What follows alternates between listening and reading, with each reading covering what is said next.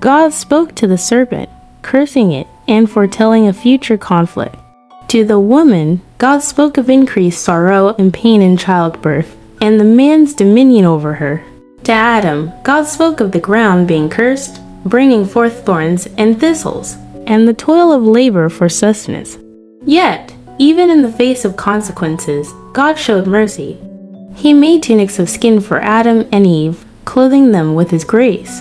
As Adam named his wife Eve, the mother of all living, they faced the realities of their choices. The divine Genesis adventure took an unexpected turn, revealing the delicate balance between free will and the consequences of decisions. In the end, God, in His infinite love, placed cherubim at the gates of the garden, guarding the way to the tree of life. The adventures of Adam and Eve continue beyond the garden, a journey of redemption and grace, reminding all that even in our choices, God's love and mercy prevail. And so, the divine narrative unfolded, teaching the young and old alike the profound lessons of choice, consequence, and the enduring grace of a loving Creator. The end. Once upon a time, in a world where people had forgotten to be kind, there lived a man named Noah who worshipped God.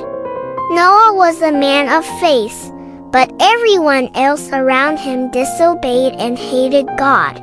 One day, something shocking happened. God spoke to Noah, revealing a plan to destroy the wicked world, sparing only Noah's family.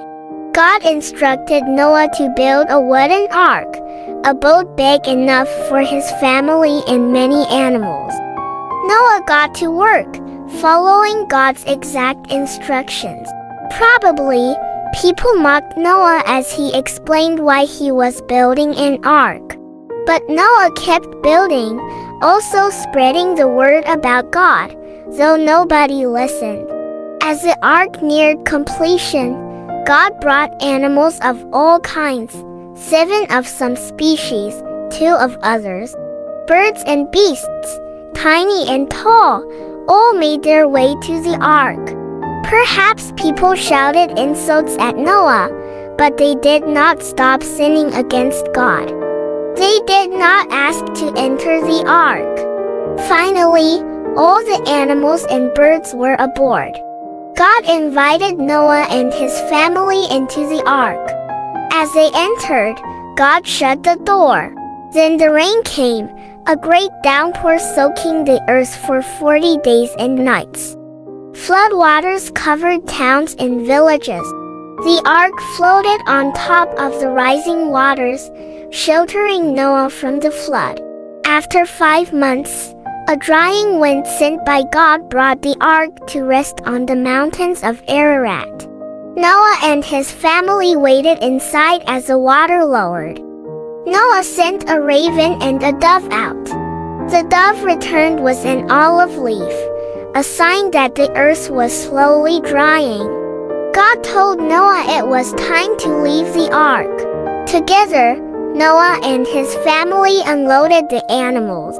Noah, filled with gratitude, built an altar and worshipped God who had saved him and his family from the awful flood. God gave Noah a wonderful promise. Never again would he send a flood to judge human sin.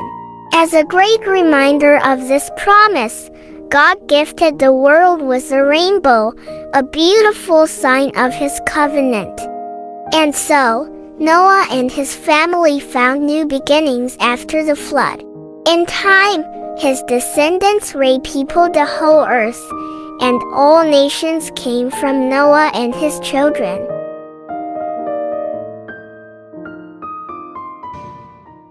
God's promise to Abraham. Long ago, after a big flood washed the earth clean, only Noah and his family were safe on a big boat with lots of animals. When the water went away, people started to build things again. They had a big idea.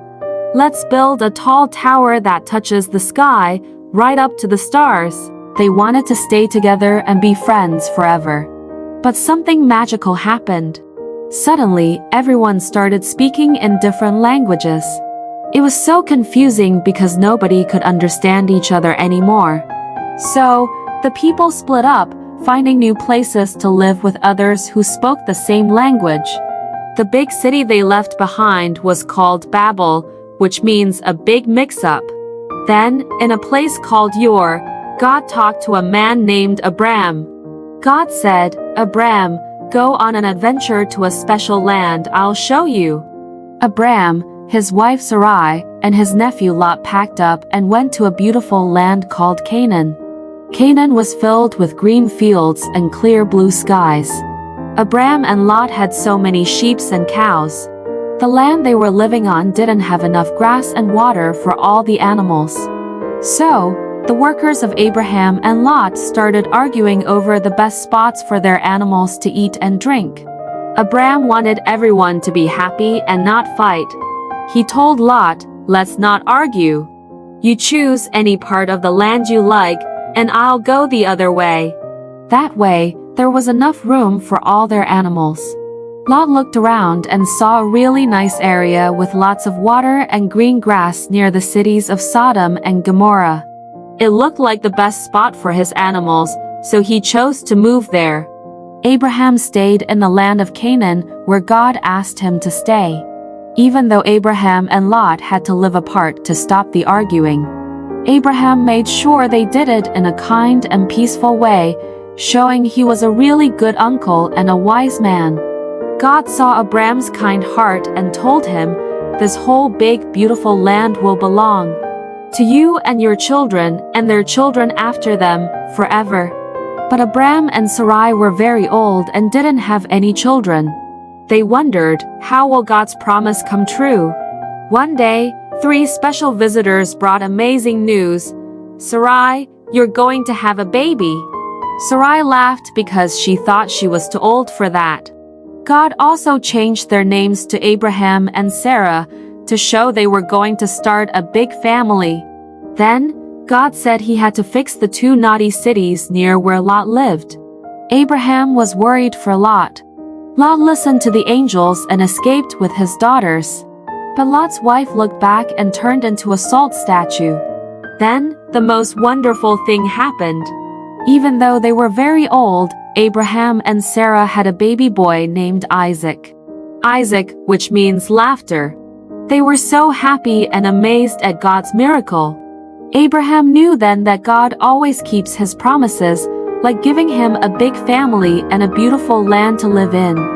And that's the story of how Abraham and Sarah learned to trust in God's promises, no matter how impossible they seemed. The end. Once upon a starry night, in a land filled with whispers of the past and promises for the future, Abraham, a man known for his kindness and faith, received a very tough test from God. God asked him to do something unimaginable, to offer his dearest son Isaac as a special gift back to God. This was to see if Abraham trusted God above all else, even more than he loved his precious son. Abraham's heart felt heavy, like a stone sinking in a deep, deep ocean. But deep inside, he knew he had to trust God, no matter how hard it seemed. So, with a brave yet heavy heart, he prepared for the journey. As the first light of dawn painted the sky in soft hues of pink and orange, Abraham, Isaac, and their 2 faithful servants set off on a journey filled with uncertainty. Abraham carried the fire and a knife, while Isaac, unaware of what was to come, carried the wood for the fire. As they neared the mountain that God had told them about, Abraham asked his servants to wait for them at the foot of the mountain. "Isaac and I will go up to worship, and then we'll come back to you," he said with a gentle smile. Climbing the mountain, Isaac, with a curious twinkle in his eye, asked, "Father, we have the wood and the fire, but where is the lamb for the offering?" Abraham, with a heart full of hope, replied, "My son, God will take care of it. He will provide the lamb for the offering." Reaching the top, Abraham built an altar, the most difficult one he ever had to make. He arranged the wood, and with a heart weighed down by a sea of emotions, he gently placed Isaac on the altar, ready to show God that he trusted him completely. But just as Abraham raised the knife, a voice as powerful as thunder, but as gentle as a whisper, stopped him. "Stop, Abraham." It was an angel sent by God. The angel said, "You've shown that you trust God above all by being willing to give up your only son." Then Abraham saw a ram caught in some nearby bushes. With a heart bursting with relief and gratitude, he untied Isaac, and together they offered the ram to God. It was a moment filled with so much joy and thankfulness. Abraham and Isaac returned home, their bond stronger than ever, their hearts filled with the knowledge that when you trust in God, He always provides, just in the right way and at the right time. And so, under the same stars that had witnessed their journey, Abraham and Isaac found comfort in knowing that no matter what, God's love and care would always guide them, just like it guides us all. The end. The adventure of Abraham and Isaac. A new beginning. Once upon a time, after a big adventure on a mountain, Abraham and his son Isaac were on their way back home. Then, while the stars twinkled like tiny smiles above them, a kind angel came with a message that made their hearts dance. "Abraham," the angel said, "your family will be as numerous as the stars. And guess what? They're going to bring happiness to the whole wide world." It was like a secret promise about a hero who had come from their family tree, someone very special named Jesus. But when they got back home, they found themselves in a very quiet house. Sarah, the laughter and love of their home, had gone on a journey to the stars. Abraham and Isaac felt very sad, missing her warm hugs and bright smile. Abraham had an idea to bring some joy back into their home. He called his most trusted friend, a wise old servant, and gave him a very important mission. "It's time for Isaac to find a companion, someone to share stories and dreams with," Abraham said. "Please find a kind lady from our family for Isaac." The servant set off on his camels, hoping for a little help from the stars. As he reached a faraway land, he made a wish. "Let the right lady be the one who offers water to my thirsty camels." It wasn't just any wish. It was a special kind of hope that only the kindest hearts could fulfill. Like a scene from a beautiful story, along came Rebecca with a smile as bright as the dawn. She saw the camels, tired and thirsty, and offered them cool, refreshing water. The servant's eyes sparkled with joy. This must be the one, he thought. She was kind, just like the wish. Rebecca, brave and full of adventure, said yes to a new journey. She traveled across the deserts and mountains to meet Isaac. When Isaac saw her, it was like spring had come to his heart, filling it with flowers and sunshine. Rebecca's kindness and laughter brought new stories and dreams to their home. Isaac and Rebecca, hand in hand, started a wonderful adventure together, full of love and promise. And so, the story of Abraham, Isaac, and now Rebecca reminds us all. After every big adventure, after every sad goodbye, there's always a new beginning, a chance for love and joy to grow again, just like the stars that twinkle in the night sky. The end. Jacob and Esau, a story of brothers and forgiveness. Once upon a time, in a land of ancient wonders, Isaac and Rebekah were blessed with not one, but 2 sons at the same time. These were no ordinary boys. They were twins named Jacob and Esau. Even before they were born, they were already showing their unique personalities, with Esau loving the thrill of the hunt, and Jacob preferring the quiet of home. Esau, the elder, was as rugged and wild as the forests he roamed, while Jacob, the younger, was thoughtful and clever, always with a plan up his sleeve. Their parents loved them dearly, but each had a favorite, which brewed a little competition between the brothers. One day, as Esau returned from his adventures, famished and weary, Jacob saw an opportunity. He offered Esau a simple meal in exchange for his birthright, the special status of the firstborn. Esau, thinking little of the future, agreed. This moment would change the course of their lives in ways they couldn't imagine. As the boys grew, so did their rivalry, especially when it came time for their father Isaac to bestow his special blessing. Rebekah, who adored Jacob, devised a plan to ensure her favorite son received this honor. With a bit of disguise and a daring heart, Jacob tricked his father and received the blessing meant for Esau. Realizing the deception, Esau was heartbroken and filled with anger. To protect Jacob from Esau's wrath, Rebekah sent him far away to her brother Laban's house, hoping that time would heal the rift between her sons. Jacob's journey was not easy. He worked tirelessly for Laban, enduring trickery and toil, all for the love of Rachel, Laban's daughter. Yet, through these trials, Jacob grew wiser and kinder, learning the value of honesty and hard work. Years passed, and God called Jacob to return home, but the thought of facing Esau filled Jacob with dread. What if Esau still harbored anger and sought revenge? Nevertheless, Jacob set out, hoping for forgiveness. As Jacob neared his homeland, he prepared for the worst. But to his surprise, Esau greeted him not with anger, but with open arms. The brothers embraced, their past grievances washed away by tears of joy.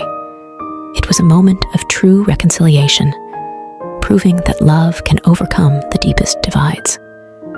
Together again, Jacob and Esau showed us that it's never too late to mend broken bonds, and that forgiveness is one of the greatest gifts we can offer.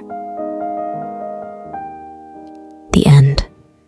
Joseph's journey, from dreamer to dreamkeeper. In a land where families were as vast as the stars, Isaac's heart was full of joy as his son Jacob returned home. Even Esau, who once harbored anger, welcomed Jacob with open arms. But not all was peaceful, for Jacob's sons felt a storm brewing in their hearts, troubled by their younger brother Joseph, who was clearly the apple of their father's eye. Joseph, with his bright, colorful coat, a gift from Jacob, was a dreamer. His dreams, however, sparked flames of jealousy among his brothers. In one dream, Joseph saw his own sheaf of grain standing tall, while his brother's sheaves bowed down to it. In another, the sun, moon, and even the stars bowed before him. These dreams whispered of a future where Joseph would rise above them all, even his parents and brothers. One day, Jacob sent Joseph to check on his brothers in the fields. As he approached, their jealousy turned to dark whispers of getting rid of the dreamer. Reuben, the eldest, suggested they put Joseph in a pit instead, secretly planning to save him later. But while Reuben was away, a caravan heading to Egypt appeared. Judah, another brother, proposed they sell Joseph instead of harming him directly. And so, for 20 pieces of silver, Joseph's fate was sealed, and he was taken far from his homeland, his heart heavy with sorrow and fear. The brothers deceived their father, presenting Joseph's colorful coat, now stained with goat's blood, letting Jacob believe his beloved son was gone forever. Jacob's grief was a deep well of sorrow, with no one able to console him. Meanwhile, in Egypt, Joseph found himself a slave in Potiphar's house. Despite his hardships, Joseph's diligence and trust in God shone brightly, earning him Potiphar's favor and the position of chief servant. But just as things seemed to be looking up, Joseph faced a new trial.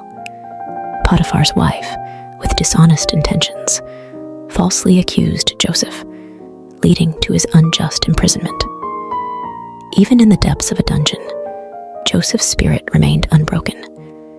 He understood that through all trials, honoring God was his true strength, a beacon of hope that illuminated even the darkest of places. The end. Joseph's journey from prison to palace. Once upon a time, in a far-off land called Egypt, Joseph found himself in a dark prison, wrongly accused by Potiphar, his former master. But even in such a grim place, Joseph's kindness and helpful nature shone bright. The wardens saw something special in Joseph and trusted him to help organize prison life, making it a better place for everyone. One day, Joseph noticed two new prisoners looking particularly downcast. They were the king's baker and butler, troubled by dreams they couldn't understand. Joseph, with his unwavering faith, assured them, "God can reveal what your dreams mean. Tell me about them." To the butler, Joseph predicted a return to Pharaoh's favor in just 3 days and asked to be remembered. To the baker, however, Joseph had to deliver some unfortunate news. Just as Joseph had said, the butler was restored to his position, but he forgot about Joseph, leaving him in prison. Time passed until one day, Pharaoh himself was troubled by a mysterious dream. Remembering Joseph's gift, the butler finally spoke up, leading to Joseph's summoning. Standing before Pharaoh, Joseph humbly explained that the dream foretold 7 years of abundance, followed by 7 years of famine. He advised Pharaoh to store food during the good years to prepare for the tough times ahead.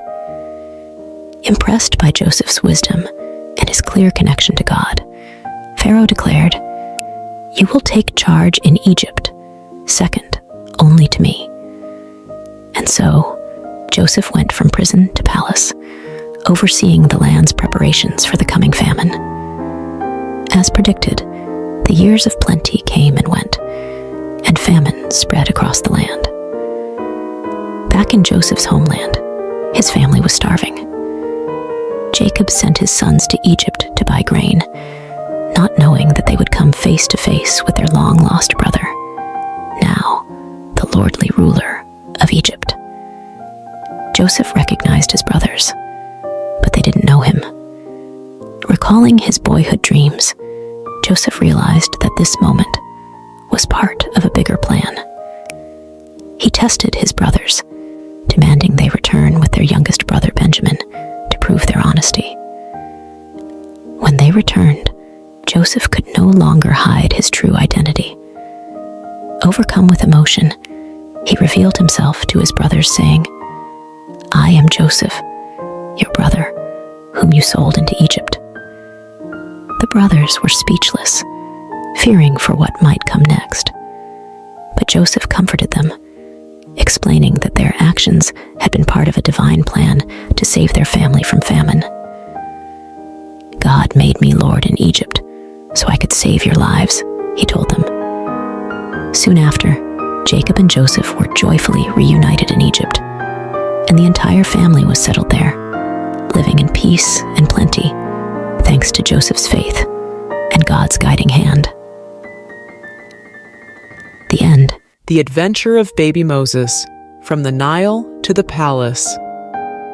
In a time long ago, Egypt mourned the loss of a great leader, Joseph. He had saved the land from famine and was loved by all. But as years turned into centuries, a new Pharaoh came to power, one who did not remember Joseph and his deeds. The Hebrews, Joseph's people, had grown in number and strength, which made the new Pharaoh uneasy. Fearing they might become too powerful, he decided to make them slaves, forcing them to build great cities under harsh conditions. Despite the heavy work, the Hebrews continued to grow in numbers, which troubled Pharaoh even more. So he made a terrible order. All newborn Hebrew boys were to be thrown into the river Nile. One Hebrew family, desperate to save their baby boy, crafted a plan. They carefully placed him in a snug, watertight basket and set it afloat among the reeds of the Nile, trusting in a higher power to protect their child. As the basket bobbed gently in the water, the baby's sister watched from a distance, her heart filled with hope and fear. Then, something unexpected happened. Pharaoh's daughter came to the river to bathe and spotted the curious basket among the reeds. With a mix of surprise and compassion, she ordered her servant to bring the basket to her. Upon opening it, the sound of the baby's cry touched her heart. "It's a Hebrew child," she realized, but instead of sending him to a cruel fate, she chose kindness. "Poor little thing, you're so beautiful," she cooed, perhaps even playing with the baby as anyone would with a precious little one. Watching all this unfold, the baby's sister saw an opportunity. She bravely approached the princess and offered to find a Hebrew woman to nurse the child. The princess agreed, not knowing the girl would bring the baby's own mother. Rushing home, the sister called out to her mother, "Come quickly! Oh, hurry!" Without a moment to lose, they both hurried back to the riverbank. There, Pharaoh's daughter entrusted the baby to his mother, saying, "Nurse him for me, and I will pay you." She named him Moses, which means drawn from the water. In a twist of fate, baby Moses was back in his parents' arms, where they taught him to love God and cherish his heritage. But soon, he would grow up in the palace as the son of Pharaoh's daughter, destined for greatness, part of a divine plan far beyond what anyone could imagine. The end.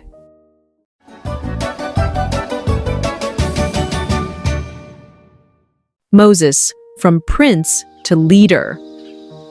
Long ago in Egypt, Moses, a prince raised in Pharaoh's palace, faced a moment that would change his life. Despite his royal upbringing, Moses never forgot he was a Hebrew at heart. One day, he saw an Egyptian mistreating a Hebrew slave. Feeling a rush of protectiveness, Moses looked around and, seeing no one, stepped in to save the slave but ended up making a grave mistake. The very next day, Moses tried to stop a fight between two Hebrews, only to realize his secret was out. The news even reached Pharaoh, forcing Moses to flee to a faraway land called Midian for safety. In Midian, Moses found himself by a well, where he helped the 7 daughters of Reuel, a priest, fend off some rude shepherds. Impressed by Moses' bravery, Reuel invited him home, leading to Moses marrying Reuel's daughter and starting a new life as a shepherd. Meanwhile, back in Egypt, the Hebrews suffered greatly under a new pharaoh. Their cries for help reached the heavens, and God was listening. 40 years had passed since Moses left Egypt. While tending his flock, Moses saw something incredible. A bush engulfed in flames that didn't seem to burn up. Curious, Moses went closer, only to hear God's voice calling him by name. God told Moses to take off his sandals, for he was standing on holy ground. God had a mission for Moses to lead the Hebrews out of Egypt and free them from slavery. Moses was scared and unsure, especially about speaking to Pharaoh. But God showed Moses miraculous signs, turning his staff into a serpent and then back again, and even curing his hand from leprosy to prove his power. Still hesitant, Moses worried about his speaking abilities. God, growing impatient with Moses' doubts, promised Aaron, Moses' brother, would help speak for him. Moses bid farewell to Jethro and set off to Egypt with his family.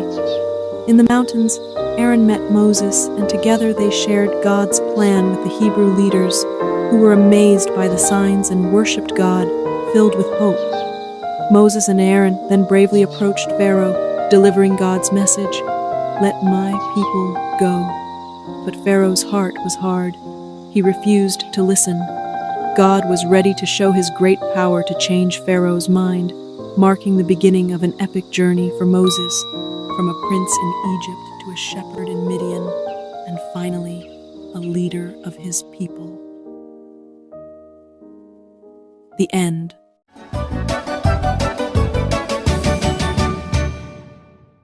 Moses, from prince to leader. Long ago in Egypt, Moses, a prince raised in Pharaoh's palace, faced a moment that would change his life. Despite his royal upbringing, Moses never forgot he was a Hebrew at heart. One day, he saw an Egyptian mistreating a Hebrew slave. Feeling a rush of protectiveness, Moses looked around and, seeing no one, stepped in to save the slave but ended up making a grave mistake. The very next day, Moses tried to stop a fight between two Hebrews, only to realize his secret was out. The news even reached Pharaoh, forcing Moses to flee to a faraway land called Midian for safety. In Midian, Moses found himself by a well, where he helped the 7 daughters of Reuel, a priest, fend off some rude shepherds. Impressed by Moses' bravery, Reuel invited him home, leading to Moses marrying Reuel's daughter and starting a new life as a shepherd. Meanwhile, back in Egypt, the Hebrews suffered greatly under a new pharaoh. Their cries for help reached the heavens, and God was listening. 40 years had passed since Moses left Egypt.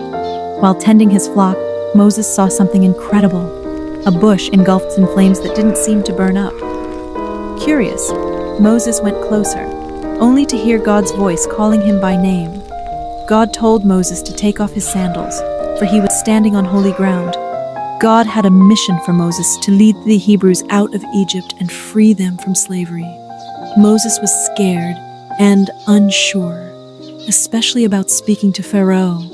But God showed Moses miraculous signs, turning his staff into a serpent and then back again, and even curing his hand from leprosy to prove his power. Still hesitant, Moses worried about his speaking abilities. God, growing impatient with Moses' doubts, promised Aaron, Moses' brother, would help speak for him. Moses bid farewell to Jethro and set off to Egypt with his family. In the mountains, Aaron met Moses, and together they shared God's plan with the Hebrew leaders, who were amazed by the signs and worshipped God, filled with hope. Moses and Aaron then bravely approached Pharaoh, delivering God's message, "Let my people go." But Pharaoh's heart was hard. He refused to listen. God was ready to show his great power to change Pharaoh's mind, marking the beginning of an epic journey for Moses, from a prince in Egypt to a shepherd in Midian, and finally, a leader of his people. The end.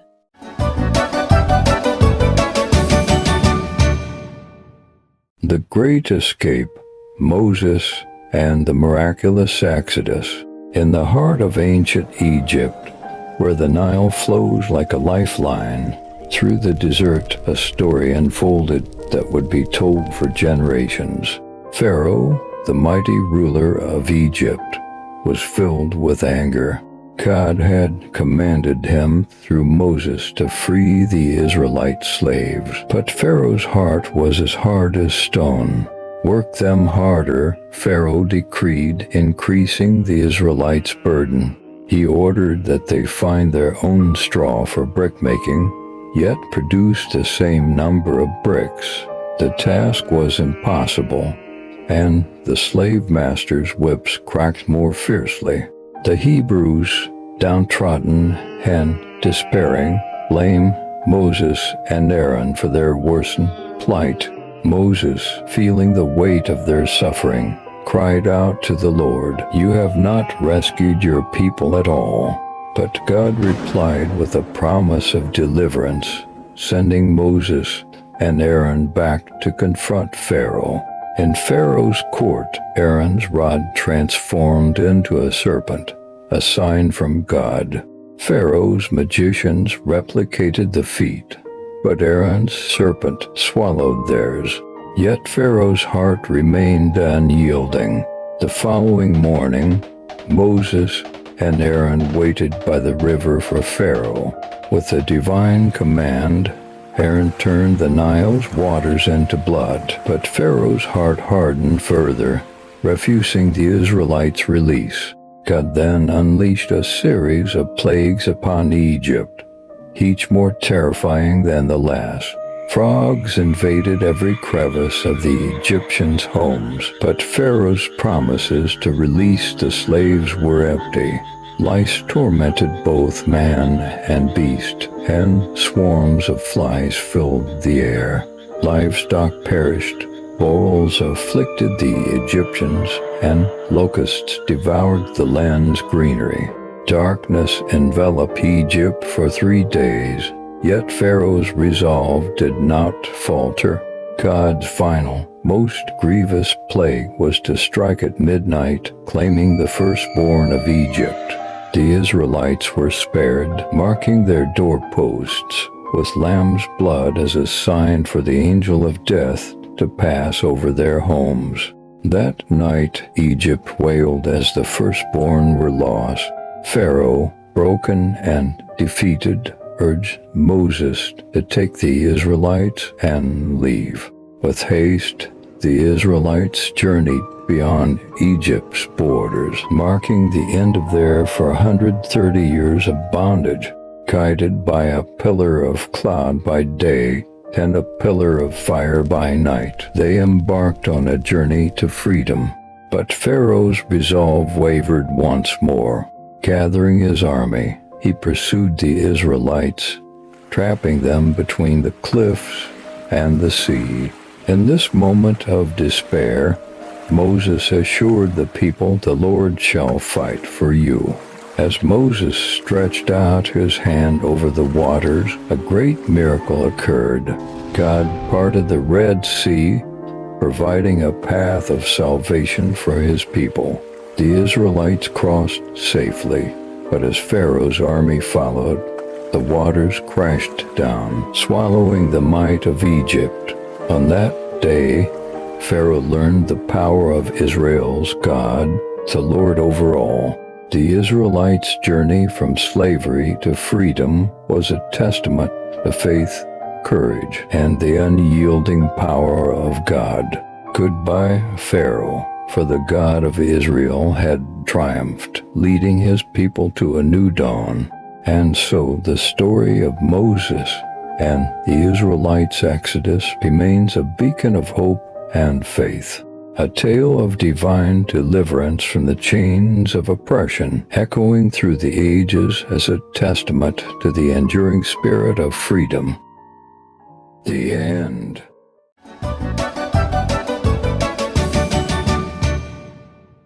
"40 Years of Faith, the epic journey from Egypt to Canaan." In a monumental act of deliverance, God freed the Israelites from Egyptian bondage. Moses, leading this newly liberated nation, initiated a song of worship, praising God's glorious triumph. But the harsh desert soon tested their faith. Thirsty and despairing at a pool of bitter water, their complaints rose to heaven. Yet God responded with kindness, transforming the water into a refreshing drink. Their complaints didn't cease there. Reminiscing the food in Egypt, they lamented their fate in the desert. But God's providence was unwavering. Quails by evening and heavenly manna each morning became their sustenance. This manna, a sweet reminder of God's care, required trust in daily provision. Yet, some hoarded, only to find their stash spoiled. Except on the Sabbath, teaching a profound lesson in obedience and rest. God's protection extended beyond their basic needs. When the Amalekites attacked, victory was theirs as long as Moses held high the rod of God. This divine partnership was further solidified when God proposed a covenant, making them his special people, an offer they eagerly accepted. At Mount Sinai, Moses received the 10 Commandments, direct instructions on living a life aligned with God's will. But in a grave turn of events, the Israelites fashioned and worshipped a golden calf, inciting divine and mortal wrath. The shattered tablets symbolized broken fidelity. Yet God, in his mercy, renewed the covenant and instructed the construction of the tabernacle, a sacred space signifying his constant presence. As they approached Canaan, the land of promise, spies were sent to survey. Despite the land's bounty, only Joshua and Caleb trusted in God's victory. The majority succumbed to fear, their disbelief poisoning the entire community's faith, leading to a decree from God, a 40-year odyssey in the wilderness. A period of wandering reserved for a generation that witnessed miracles but harbored disbelief. This story, spanning from Exodus 15 to Numbers 14, not only recounts a physical journey but also charts a spiritual expedition of a nation learning to trust and obey their omnipotent, omnibenevolent God. The end.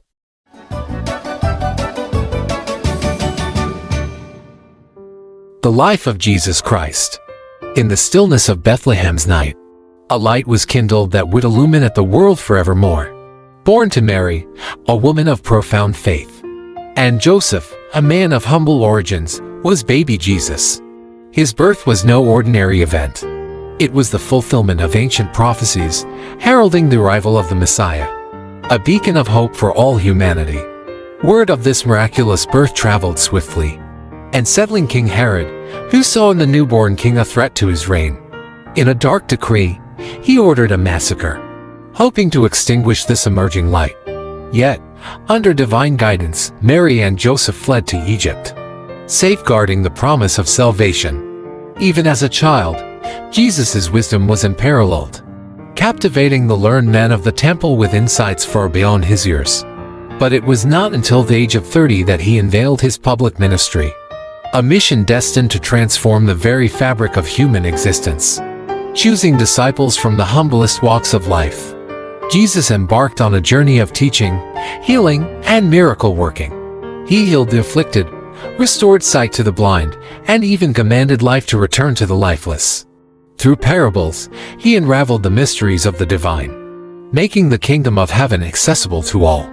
Yet, his growing influence and radical teachings of love and forgiveness stirred the waters of the established order. The religious authorities, threatened by his message and popularity, conspired against him. Betrayal came from within his circle, as Judas, one of his own, led adversaries to him for 30 pieces of silver. The ensuing trials were a mockery of justice, culminating in Pilate's reluctant order for crucifixion. Upon the cross, Jesus' final act of love was a plea for forgiveness, not for himself, but for those who persecuted him.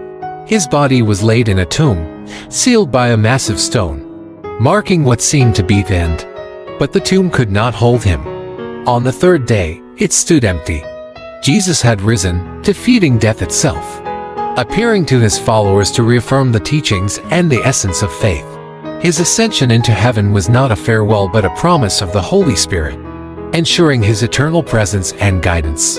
The life of Jesus, from the manger to the cross and beyond, is a testament to the unfathomable depth of divine love and the power of faith.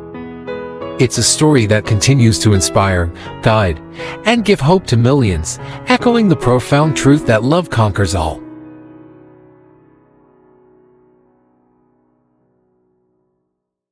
Joshua and the walls of Jericho. In the wake of Moses' passing, a new chapter unfolded for the Israelites. Joshua, anointed by divine decree, stood at the threshold of immense responsibility. He understood that before he could marshal his forces for the battles ahead, he needed to fortify his spirit and align his heart with God's will. As Joshua stepped into his role, God's promise was clear: adhere to the divine commandments, and prosperity and victory in the promised land would be theirs. The Israelites, in turn, pledged unwavering loyalty to Joshua, echoing their commitment to follow God's word. With strategic foresight, Joshua dispatched spies to Canaan, eyeing the formidable city of Jericho. It wasn't long before the king of Jericho, tipped off about the covert visitors, ordered a citywide manhunt. The spies, seeking refuge in Rahab's home, found themselves in peril. But Rahab, recognizing the hand of God with the Israelites, chose to protect them, securing a promise of safety for herself and her family in return. The path to Jericho presented its own trial. The formidable Jordan River. With no bridge in sight, the challenge seemed insurmountable. Yet, Faith paved the way where no path existed. As the priests, bearing the Ark of the Covenant, stepped into the river's edge, the waters parted, mirroring the miracles of old. This miraculous crossing, marked by 12 stones at the riverbed and on Canaan's shore, would stand as eternal testaments to God's power and faithfulness. Jericho loomed ahead, its massive walls a daunting barrier. Yet, the appearance of the captain of God's army served as a divine assurance to Joshua that the battle's outcome was already decreed in the heavens. The instructions given to Joshua were unconventional. A silent march around Jericho for 6 days, followed by a climactic procession on the 7th day, culminating in a triumphant blast of trumpets and a unified shout from the Israelites. The walls of Jericho, so long a symbol of invincibility, crumbled to dust, leaving only Rahab's abode untouched, a sign of the covenant kept by the scarlet cord. Rahab and her family were spared, a token of God's mercy amidst judgment. In the aftermath, Jericho's riches were consecrated to God, and Joshua pronounced a dire curse on any who dared to rebuild the city. The fall of Jericho sent ripples throughout Canaan, a clear message that God's favor rested upon Israel. This narrative, rooted in the ancient text of Joshua 1-6, not only recounts a pivotal moment in Israel's history, but also reflects the enduring truth that faith, obedience, and divine guidance can topple the mightiest of obstacles. The end. The mighty Samson, a tale of strength and fate. Long ago, in the land of Israel, under the shadow of Philistine rule, a special child named Samson was born. His birth was a miracle to his mother, who had never been able to have a child. An angel visited her, announcing that she would bear a son who would be a Nazirite from birth. A Nazirite meant he was dedicated to God. The secret to Samson's extraordinary strength lay in a single vow. He must never ever cut his hair. As Samson grew, so did tales of his incredible strength. One day, while Samson was hanging out with a girl named Timnah, a scary big lion attacked him. He battled the fearsome lion with nothing but his bare hands, tearing it apart as if it were a mere piece of paper. This feat amazed all who heard it, showcasing the special power Samson had received from God. Samson's life was a roller coaster of thrilling victories and personal challenges. He frequently clashed with the Philistines, who were cruel to the Israelites. In one remarkable battle, fueled by rage, Samson used the jawbone of a donkey to defeat 1,000 Philistine soldiers, displaying his unbelievable strength, a gift from God. However, Samson's greatest challenge was not on the battlefield but in his heart. He fell deeply in love with a woman named Delilah. The Philistines saw their opportunity and coerced Delilah into uncovering the secret of Samson's strength. After many attempts, Samson finally revealed to her that his power would vanish if his hair were cut. His hair was his only weakness. One night when Samson was asleep, Delilah made a Philistine cut his hair. Samson lost all of his mighty strength and could not fight anymore. The Philistines captured him with ease, treating him harshly and imprisoning him after blinding him, marking the lowest point in Samson's life. But with every passing day of being locked up in prison, Samson's hair grew longer again, and with it, a glimmer of his former strength returned. One day, the leaders of the Philistines gathered in a huge temple to celebrate. They were happy because they had captured Samson finally. The temple was packed with people, even on the roof. About 3,000 people came to see Samson, including all the big bosses of the land. Samson, with his hair starting to grow back, was brought in. He was locked up with chains on the 2 big pillars of the temple for everyone to see him. He was tired, but he still had faith in God. His hair that had been growing back was the secret to his super strength. Samson prayed for one last burst of power and felt his strength return. Then, he pulled the 2 pillars with all his might. The whole temple came crashing down, destroying everyone, including Samson. After everything settled, Samson's family came and took him to be buried near his dad Manoah. People say Samson's tomb is on a mountain in Tel Tzor located near present-day Jerusalem. Samson's story remains a powerful narrative about the consequences of our actions and in failing strength of God, even in our weakest moments. The end. Gideon's brave heart, the battle against the Midianites. Once upon a time in the land of Israel, after a brave leader named Joshua passed away, the people forgot about God. They stopped praying and didn't follow his ways anymore. This made God very sad, and because of this, he allowed the Midianites, not very nice neighbors, to cause trouble. They burned down houses and farms, making it so hard for the Israelites that they had to live in caves. But there was one man, Gideon, who still tried to do his best. He secretly grew some wheat to make bread for his family. He had to be very sneaky and thresh his wheat in a hidden spot near a wine press to avoid the Midianites. One day, while Gideon was working hard, an angel came with a special message from God. The angel told Gideon that God wanted him to do two big things. First, God wanted Gideon to knock down his father's statue of a false god and build an altar for the true God. Gideon was scared but did it anyway because he knew it was the right thing to do. The second thing was even scarier. God wanted Gideon to lead an army against the Midianites. Gideon couldn't believe it. Me, lead an army, he thought. So, he asked God for a sign to make sure God was really with him. He put a piece of wool on the ground and said, "If the wool is wet with dew in the morning but the ground is dry, I'll know you're with me." And guess what? The next morning, the wool was soaking wet, but the ground was bone dry. But Gideon was still a little unsure, so he asked for another sign. This time, he wanted the ground to be wet and the wool to be dry. And God did it again. Now, Gideon knew for sure that God was with him. Gideon started with a big army, but God had a surprising plan. He told Gideon he only needed 300 men to defeat the Midianites. God wanted to make sure everyone knew it was his power, not theirs, that saved them. Even though Gideon was still a bit scared, God gave him a little sneak peek of the Midianites being afraid of him. Gideon and his tiny army then did something very clever. They took trumpets and jars with torches inside and surprised the Midianites in the middle of the night. They made so much noise and showed so much light that the Midianites got scared, ran away, and even fought each other. After this big win, the people wanted Gideon to be their king, but Gideon knew the truth. "I won't be your king," he said. "God is the only one who should rule over us."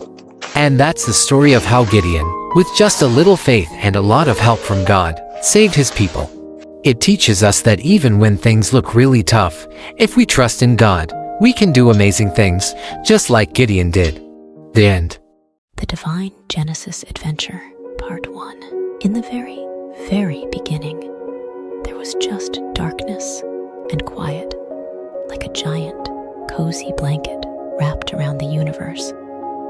But then, with a twinkle in his eye, God whispered, "Let there be light." And suddenly, the darkness vanished, making room for the most spectacular show on earth. The Divine Genesis Adventure. God smiled and called the bright part day, and the cozy dark part night. And guess what? It was only the beginning of this incredible adventure. On the second day, God decided to create a masterpiece. The sky, so big and blue, like a gigantic playground for the clouds.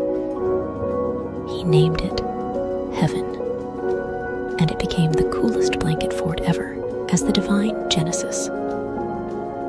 Adventure unfolded. God scooped up the waters and gave the land a big, welcoming hug. "Hello, Earth," God cheered. The waters became seas, and the land was named Earth. God giggled and said, "It's fantastic." Now, on the third day, God got artsy. He painted the ground with vibrant colors, making flowers, trees, and grass dance together in a joyous parade. Each tree had its own special fruit, and God thought it was the most dazzling garden ever. The fourth